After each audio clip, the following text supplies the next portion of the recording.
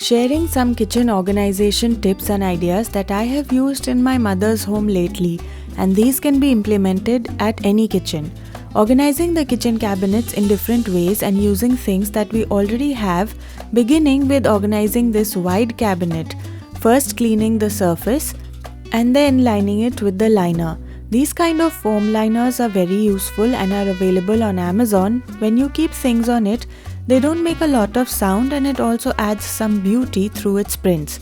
Keep watching till the very end to see some more interesting ideas. Moving on to the next point, and that is to organize the kitchen cabinets using shelf dividers. These dividers are available in a lot of material and quality these days, like steel ones that I'm using along with wooden ones and also plastic ones. I recommend the steel ones the most since these are very strong and they don't bend in the center even if you keep heavy things on top. Today I am going to be organizing all of the cups and mugs that my mother owns since my family loves to have tea. And because of these shelf dividers, now we are able to make use of the vertical space and also everything will be easily accessible plus visible. In order to organize any kind of appliance like a mixer grinder and something that you're going to be keeping on the top shelf, I always recommend using a basket, so don't keep things directly. Now inside a basket, it's easy to pull things out and put things back, and all the accessories for that thing can also be contained inside the basket itself.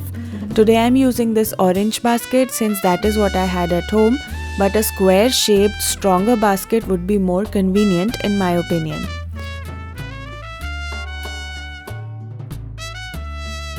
Coming to the right hand side of these cabinets, I'm trying to turn this cabinet into a mini pantry sort of a thing where all kinds of extra spices, dals, pulses, etc. will be available since spices are used on almost everyday basis.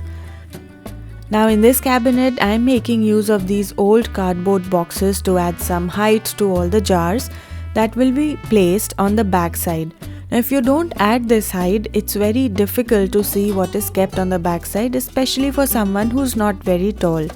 This is a no-cost solution to make the space look organized and also ensure that everything is visible. I'm going to quickly add some labels to help with identifying what is kept inside the jars. Another way that you can make the best use out of the space that you have in your kitchen or in your kitchen cabinets is by ensuring that you use the right kind of containers. So if your cabinets are taller and have a lot of vertical height inside, then it's important that the kind of jars that you use are either tall, like we used on the left hand side cabinet, or your jars should be stackable. I'm using jars that are stackable so that with the help of the bottom jar, I can also just easily pull out the top jar over here. Whenever selecting stackable jars, make sure they don't slip when kept on top of each other. They should have a dent inside the lid so that they are firm. And in the end, after all the cabinets were organized and we made full use of the limited space that we had, we decided to also make some chai. And since I was on a holiday trip to spend some time with my parents, I made tea for my mother and myself, and I sat down to have a good time with her.